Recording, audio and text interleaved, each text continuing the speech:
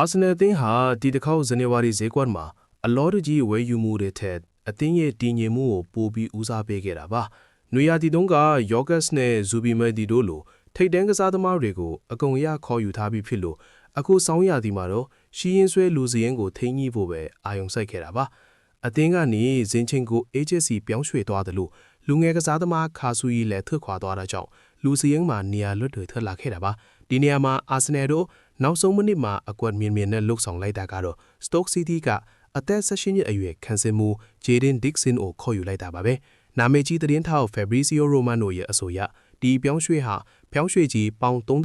တန်းရှိပြီး၄နှစ်စာချုပ်ဆိုခဲ့တာပါ။အင်္ဂလန် United လက်ရွေးစင်ဖြစ်တဲ့ Dixon ဟာဗဟိုခန်းစီရောညာနောက်ခံနေရာမှာပါကစားနိုင်တဲ့ပါရမီရှင်တီဦးထီပြီးသူ့ကိုရဖို့အတွက် Chelsea နဲ့ Nottingham Forest တို့လိုအသင်းတွေကိုပါကြော်ဖက်ခဲ့ရတာပါ။ဒါဟာ Arsenal အနေနဲ့လက်ရှိ Champion လမ်းကြောင်းအတွက်တော့အနာဂတ်အတွက်ပါကြိုတင်ပြင်ဆင်လိုက်တဲ့ခြေလှမ်းကောင်းတစ်ခုပဲဖြစ်ပါတယ်ဗျာ။အာဆင်နယ်တင်းဟာ Scotland Premiership ကလပ်စိတ်မီရန်အသင်းကအသက်16နှစ်အရွယ်တိုက်စစ်ကစားသမား Evan Mooney ကိုခေါ်ယူလိုက်ပြီးဖြစ်ပါတယ်။ Mooney ဟာတိုက်စစ်မှုအဖြစ်ရောကွင်းလက်လူအဖြစ်ပါကစားနိုင်တဲ့နေရာစုံသုံးလူငယ်ပါရမီရှင်တီဦးပါ။သူဟာ2024-2025ရာသီမှာစိတ်မီရန်အသင်းကြီးအထက်ဆော့တင်ပွဲထွက်ခွင့်ရခဲ့ပြီးအခုချိန်ထိစုစုပေါင်း23ပွဲအထိကစားသေးထားနိုင်ခဲ့ပါတယ်။ထူးခြားတာကတော့သူဟာအသက်ငယ်ငယ်ရွယ်နဲ့ဆူဖလားအောင်မြင်မှုကိုမီးစမ်းဖူးသူလည်းဖြစ်ပါတယ်။ပြီးခဲ့တဲ့2025ဒီဇင်ဘာလကကစားခဲ့တဲ့ Scotland League ဖလားပိုလိုပွဲမှာဆယ်တီအသင်းကို3ဂိုးတဂိုးနဲ့အနိုင်ရပြီး Champion ဖြစ်ခဲ့တဲ့ပွဲမှာသူဟာလူစားဝင်ကစားသမားဖြစ်ပါဝင်ခဲ့တာပါ။ Scotland United လက်ရွေးစင်အသင်းမှာလည်း6ပွဲထိကစားထားတဲ့မူနီဟာ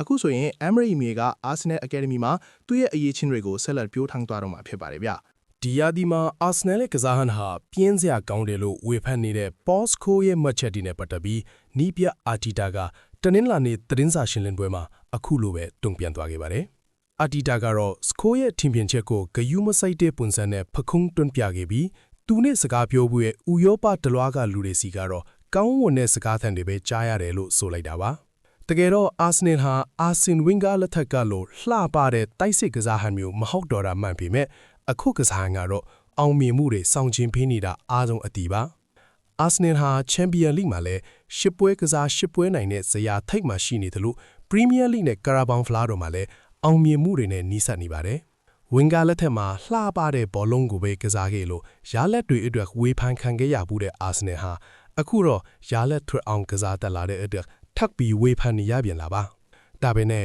နီးပြအာတီတာကတော့အပြင်ကစူညံထန်းတွေအတွက်နားပိတ်ထားပြီးသူ့ရဲ့အောင်မြင်မှုလမ်းကြောင်းကိုပဲဆက်ရှောက်မိပုံပါပဲဗျာ။ယော့ကစ်ကသူအာဆင်နယ်ကိုရောက်လာပြီးနောက်ပိုင်းဂျုံတွေ့နေရတဲ့စင်ခုံမှုတွေအပေါ်အခုလိုပြောပြခဲ့ပါတယ်။ကျွန်တော်ဒီကိုရောက်ကတဲ့ကတကယ်ကိုဖြိုးရွှင်နေပါတယ်။တခါတလေမှာစင်ခုံမှုတွေရှိပေမဲ့ကျွန်တော်အများကြီးတိုးတက်လာတယ်လို့အတင်းနဲ့အတူတင်ယူဖို့လည်းအမြဲစူးစမ်းနေပါတယ်။ပေါ်တူဂီကိုစပြောင်းတော့ကလည်းအစပိုင်းမှာအရာအားလုံးကပြီးဆုံးမနေခဲ့ပါဘူး။အတင်းရဲ့ကစားဟန်နဲ့အသားကျဖို့အခင်းယူခဲ့ရတယ်လို့ဒီမှာလည်းအတူတူပါပဲ။ကျွန်တော်တို့ဒါကိုလက်ခံပြီးအသားကျအောင်လုပ်ရမှာပါ။ဂိုးသွင်းတာနဲ့ပတ်သက်ပြီးတော့လည်းသူကကွင်းထဲမှာထူးခြားတဲ့အရာတစ်ခုခုလွတ်ပြချင်တာကတဘာဝပါပဲ။ဒါပေမဲ့ကျွန်တော်ကအနီးကပ်ပုံသွင်းဂိုးတွေကိုလည်းချီးမြှောက်လို့ပါတယ်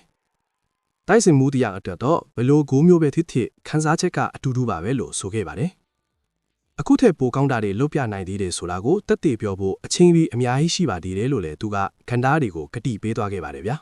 ။ကာနာစတိုရေဒီနေ့ဗီဒီယိုလေးကိုကြိုင်းနေတဲ့နဲ့ like နဲ့ share လေးလုပ်ပြီးကူညီပေးကြပါဦး။ Arsenal ရဲ့နောက်ဆုံးရတဲ့တင်ကလေးကိုနေ့စဉ်တင်ဆက်ပေးနေမှာမို့အမဲဆုံးကြည့်ပေးကြပါဦး။အဆုံးထိကြည့်ပေးတဲ့အတွက်ကျေးဇူးအများကြီးတင်ပါတယ်ခင်ဗျာ။အားလုံးပဲနောက်ထပ်ဗီဒီယိုမှာပြန်လည်တွေ့ကြတာပေါ့ဗျာ။